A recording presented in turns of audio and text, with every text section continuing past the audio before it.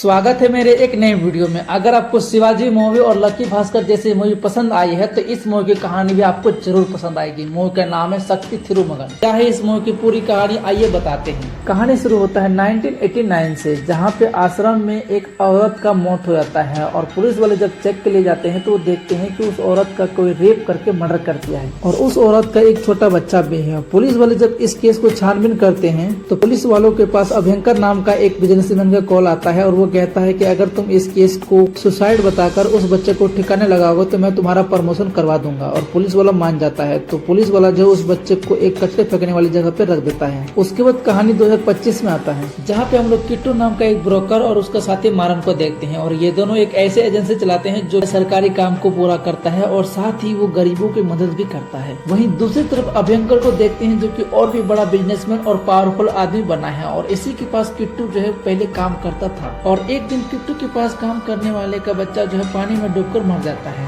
लेकिन उसका बाप किट्टू को बताता है कि मेरा जो बेटा है वो पानी में डूबकर नहीं मरा है, वो एक प्रिंसिपल की वजह से मरा है। प्रिंसिपल एक बहुत ही घटिया सोच वाला इंसान है और वो हर बच्चों से बहुत ही बेरहमी से पेश आता है और उसी ने मेरे बेटे को मार करके पानी में फेंक दिया है जिससे लोग सोचे कि वो डूब करके मरा है। ये सब सुनने के बाद किट्टू बहुत ही ज्यादा गुस्सा होता है, लेकिन उसको पता चलता है कि प्रिंसिपल भयंकर का साला है। तो किट्टू यहाँ पे बहुत ही तगड़ी प्लानिंग करता है और सबसे पहले वो एक पुलिस वाले को 15 लाख रुपए देता है और वो कहता है कि मुझे एक माइनर लड़का चाहिए जो कि 7 साल के लिए जेल जा सके। तो पुलिस वाला कुट्टी के पास एक लड़का को ले आता है जो कि 7 साल के लिए ड्रग्स के आरोप में जाने वाला है जेल। तो कुट्टी उस लड़के को 50 लाख रुपए देता है और कहता है कि तुम जेल जा ही रहे हो तो फिर मेरा एक काम कर दो। और अगले दिन वो लड़का मस्त तैयार हो जाता है प्रिंसिपल से मिलने के लिए, ये कहकर कि मैं तुम्हारा पुराना स्टूडेंट हूँ। और मौका देखते ही प्रिंसिपल को मार देता है और वो खुशी खुशी चला जाता है जेल। तो इस तरीके से कुट्टी उस बच्चे का बदला लेता है और इसी बीच उसको प्यार होता है विमना नाम की एक लड़की से और ये दोनों शादी कर लेते हैं। और शादीशुदा लाइफ बहुत ही अच्छा चल रहा था कि उस समय कुट्टी से मिलने के लिए आता है कैबिनेट मिनिस्टर का पीए वेंकट मूर्ति और वो कुट्टी से कहता है कि कैबिनेट मिनिस्टर मेरी माँ से लगती है और मेरी जिंदगी को वो नर्क बना के रखी है। घर पे मेरे से नौकरों की तरह बर्ताव करती है, यहाँ तक कि वो टॉयलेट तक साफ करवाती है। और कुट्टी पूछता है कि सर मैं आपके लिए क्या कर सकता हूँ। वो कहता है कि मेरी मासी का 300 एकड़ का खाली जमीन है जिसका रेट 40 करोड़ है और जापान में एक कंपनी है जो कि उस जमीन पे प्रोजेक्ट लगाना चाहती है और वो उस जमीन के बदले 800 करोड़ देना चाहती है। अगर तुम बिना शक कराए वो जमीन मेरे नाम करा दो तो फिर मैं तुमको 200 करोड़ दूंगा। ये सब सुनने के बाद पहले तो कुट्टी मना कर देता है, लेकिन वो कहता है कि मेरे से जो भी हो पाएगा मैं वो करूंगा। उसके बाद कुट्टी एक प्लान बनाता है और वो विमला को लेकर जाता है हनीमून बनाने एक एमएलए के घर, जहाँ पे वो 300 एकड़ जमीन है और एमएलए को बताता है कि किस तरीके से कैबिनेट मिनिस्टर 40 करोड़ की जमीन को 800 करोड़ में बेच रही है और अगर ये डील पूरा हो जाता है तो जापान की कंपनी की वजह से शहर में बहुत ज्यादा पॉल्यूशन हो जाएगा जिससे यहाँ की जो पब्लिक है वो परेशान हो जाएगी। तो एमएलए पब्लिक के सामने अच्छा दिखने के लिए वो मीडिया से ये सारी बातें बताता है कि इस कंपनी से आने से क्या क्या नुकसान हो सकता है। और कुट्टी भी यही चाहता था कि एमएलए मीडिया से बात करे, इसलिए जो है कुट्टी पहले से ही मीडिया वालों को बोल के रखा था। न्यूज पर यह खबर आते ही उस जमीन पर इन्वेस्टिगेशन होने लगता है। ये देखने के बाद जो है कैबिनेट मिनिस्टर डर जाती है कि अगर ये जमीन मेरे नाम पे रहेगा तो फिर मैं बदनाम हो सकती हूँ और वो अभयंकर से कहती है कि हमें एक ऐसा बकरा चाहिए जिसके नाम पर ये जमीन कर सकते हैं और जब मामला शांत हो जाएगा तो फिर मैं जमीन को दोबारा अपने नाम पे कर लूंगी। तो अभयंकर उसको सलाह देता है कि क्यों न हम लोग वेंकट मूर्ति के नाम पे ये जमीन कर दें। फिर जमीन अपने नाम होते ही वेंकट मूर्ति वादे के मुताबिक कुट्टी को 200 करोड़ रुपए दे देता है। उसके बाद कुट्टी एमएलए का मर्डर करवा देता है जिससे लोग सोचेंगे कि कैबिनेट मिनिस्टर ने ही उस जमीन के लिए मर्डर करवाया है। एमएलए का मर्डर हो गया है ये खबर सुनते ही कैबिनेट मिनिस्टर जो है उस जापान वाली कंपनी का डील जो है रद्द कर देती है, जिससे उस जमीन का रेट 800 करोड़ से वापस 40 करोड़ रुपए आ जाता है और वेंकट मूर्ति का बहुत बड़ा नुकसान हो जाता है। तो वेंकट मूर्ति कुट्टी के पास जाता है और कहता है कि उस जमीन का रेट वापस से 40 करोड़ हो गया है जिससे मेरा बहुत बड़ा नुकसान हो गया है, तो तुमको जो मैंने 200 करोड़ दिया था वो मुझे वापस कर दो। और कुट्टी बिना कुछ बोले 200 करोड़ वापस कर देता है। उधर हम लोग देखते हैं कि अभयंकर को पता चल जाता है कि जापान वाला डील को रद्द करने में और एमएलए का मर्डर और उसके साले का मर्डर के पीछे जो है कुट्टी का ही हाथ है। ये सब जानकर अभयंकर चुप जाता है और वो कुट्टी के पीछे एक टास्क फोर्स को लगाता है जिसका हेड होता है राम। और अभयंकर राम से कहता है कि तुम्हारा काम ये है कि किट्टू के बारे में हर वो एक चीज पता करो जो कि किट्टू करता है। उसके बाद यहाँ पे एक बहुत ही बड़ा ट्विस्ट आता है जो कि आपको पूरी तरह से चौंका देगा और वो ट्विस्ट है कि किट्टू के पास 6236 करोड़ रुपए होते हैं और जांच करने से पता चलता है कि किट्टू का नेटवर्क पूरे इंडिया में फैला हुआ है। वो हर एक गलत काम करता है जो नहीं करना चाहिए, चाहे वो मनी लॉन्ड्रिंग हो, रियल एस्टेट हो या फिर ब्लैक मनी को व्हाइट करना हो, जिसके बदले वो बहुत ही मोटा पैसा लेता था। तो इस तरीके से किट्टू ने 15 सालों में इतना रुपए कमाया है और किसी को कानो कान खबर तक नहीं है। इन पैसों का इस्तेमाल किट्टू गरीब लोगों की मदद के लिए लगाता था, जैसे कि 250 बच्चों की पढ़ाई का पूरा खर्चा उठाना, महिलाओं को रोजगार देना, यहाँ तक कि उसके पास कोई भी आता है मदद मांगने तो उसको बिना कोई सोचे समझे वो मदद कर देता था। जब लोगों को ये सब पता चलता है तो वो कहते हैं कि जो काम पूरी सरकार नहीं कर पाई वो अकेले एक आदमी ने करके दिखाया है। उसके बाद टास्क फोर्स वाले किट्टू को पकड़ लेते हैं और उससे पूछताछ करते हैं कि आखिर वो पैसा छुपा के कहाँ रखा है। और 6 महीने टॉर्चर करने के बाद किट्टू को जब एक चाय वाले का फोटो दिखाते हैं तो उसके बाद कहानी 1989 में जाती है, जहाँ पे हम लोग देखे थे कि पुलिस वाले एक बच्चे को कचरे में रखे थे और उस बच्चे को एक बूढ़ा आदमी उठा करके ले आता है अपने घर। किट्टू जो है वही बच्चा है जो कि कचरा में मिला था और वो बूढ़ा आदमी एक क्रांतिकारी होता है जो कि लोगों के दीवार में चित्र बनाकर बताता है लोगों को किस तरीके से नेता समाज को खोखला कर रही है। किट्टू को बचपन से सिखाता है कि गरीबों का हमेशा मदद करना और जो भी नेता भ्रष्टाचार करता है समाज पर उनको मिटा देना, उसके लिए तुमको चाहे कोई भी रास्ता अपनाना पड़े। और ये भी बताता है कि उसकी माँ का मौत के पीछे अभयंकर का हाथ है। अगर तुमको अभयंकर से बदला लेना है तो उससे भी ज्यादा पावरफुल इंसान बनना।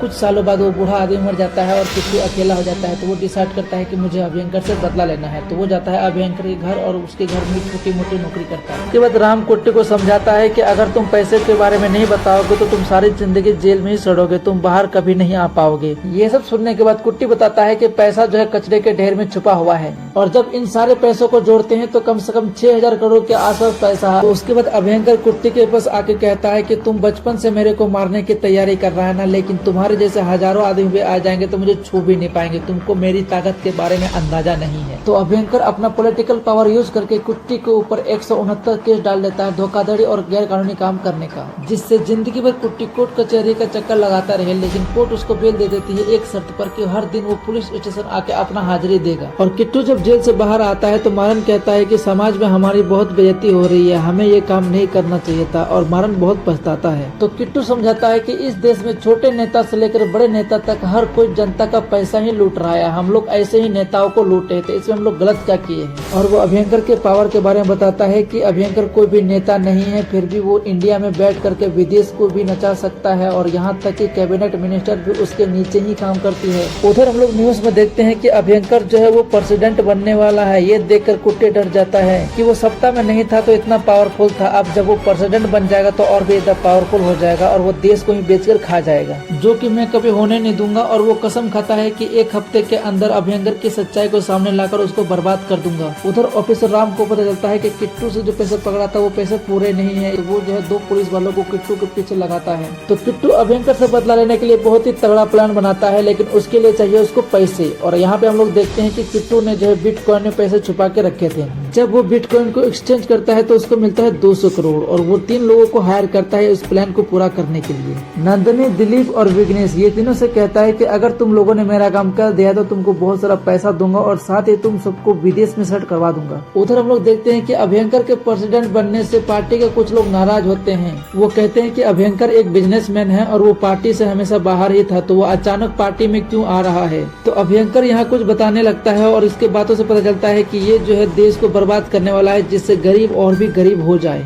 इधर कुट्टी अपना पहला चाल चलता है और विघ्नेश की मदद से अभयंकर की कंपनी का सिस्टम को हैक करके उसकी फैक्ट्रियों को बंद करा देता है और वो फैक्ट्री दोबारा न चला पाए इसलिए जो है वो पूरी फैक्ट्रियों को भी उड़ा देता है, जिससे अभयंकर का बहुत ज्यादा नुकसान होता है। और वो राम के पास कॉल करता है और पूछता है कि पता करो कि कुट्टी क्या करता है। उसके बाद राम अपने ऑफिसर को पूछता है जो कि किट्टू पे नजर रख रहे हैं और वो लोग बताते हैं कि किट्टू यहाँ पूजा कर रहा है और मस्त बैठ करके पान खा रहा है। तो राम को समझ में नहीं आता है कि आखिर ये सब कौन कर रहा है कि उसी समय कुट्टी अपना दूसरा चाल चलता है। वो दिलीप की मदद से अभयंकर की फैक्ट्री में जाने वाले ट्रक को रोकता है जिसके अंदर बहुत सारे गाय होते हैं। उसी समय मीडिया वाले आके न्यूज फैला देते हैं कि अभयंकर जो है गाय की तस्करी करता है, जिससे उसकी बहुत ज्यादा बदनामी होती है। ये न्यूज टीवी पर देखते ही कैबिनेट मिनिस्टर अभयंकर के पास कॉल करती है और वो कहते हैं कि अगर तुमको प्रेसिडेंट बनना है तो तुमको जो है अपनी इमेज को सही रखना होगा। उसके लिए सबसे पहले तुमको कुट्टी को जेल भेजना होगा। अगर कुट्टी बाहर रहा तो वो तुम्हारे इमेज को खराब करके तुमको प्रेसिडेंट कभी नहीं बनने देगा। जब पुलिस वाले कुट्टी को पकड़ने के लिए जाते हैं तो कुट्टी पुलिस वालों को मार करके वहाँ से भाग जाता है और वो लोग एक ऐसे जगह पे आ जाते हैं जहाँ पे उसको जल्दी ढूंढ नहीं पाएंगे। यहीं से वो अपना तीसरा चाल चलता है कि नंदनी की मदद से वो शहर के सबसे अमीर आदमी फिरोज के बेटे को किडनैप करवाता है और वो फिरोज से कहता है कि मुझे पता है कि तुमने अभयंकर को प्रेसिडेंट बनाने के लिए 8 MP को हजार करोड़ दिया है,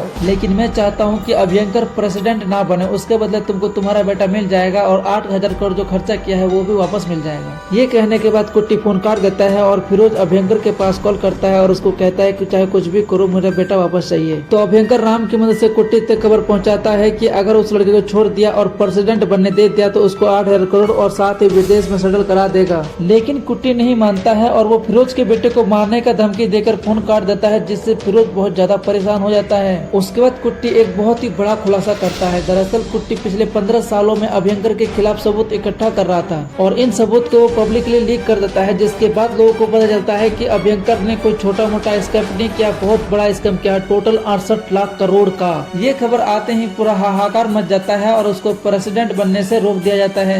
इसी बीच राम कुछ हैकर की मदद से पता लगा लेता है कि कुट्टी एक अंडरग्राउंड में छुपा हुआ है और वहाँ पे जाके ये लोग चारों तरफ से घेर लेते हैं। उसके बाद राम कुट्टी को कहता है कि तुमको चारों तरफ से घेर लिया है, तुम बच नहीं सकते हो। तो फिर कुट्टी एक डिमांड रखता है कि अभयंकर को अंदर भेजो, उसके बाद मैं फिरोज के लड़के को बाहर भेज दूंगा। जब अभयंकर अंदर जाता है तो कुट्टी फिरोज के लड़के को छोड़ देता है और अंदर आते ही अभयंकर को कुट्टी मार डालता है और टास्क फोर्स वाले बाहर रहकर केवल देखते रह गए, वो लोग बेवकूफ बन गए। जब अंदर जाके देखते हैं तो फिर वहाँ पे कोई भी नहीं, किट्टू गायब है। उसको चारों तरफ पूरे शहर पे ढूंढते हैं लेकिन वो मिलता नहीं है और कुट्टी के पास जो पैसा बच गया था वो पैसा वो गरीबों के अकाउंट में भेज देता है। तो कुट्टी इस तरीके से देश के भ्रष्टाचार नेताओं के खिलाफ लड़ता है और अपनी माँ का बदला पूरा करता है। ये वीडियो आपको कैसा लगा वो मुझे कमेंट बॉक्स में जरूर बताइए। ऐसे ही एक्सप्लेन वाली वीडियो देखने के लिए मेरे चैनल को सब्सक्राइब करके एक लाइक जरूर कीजिए। बाकी मिलते हैं अगले वीडियो में।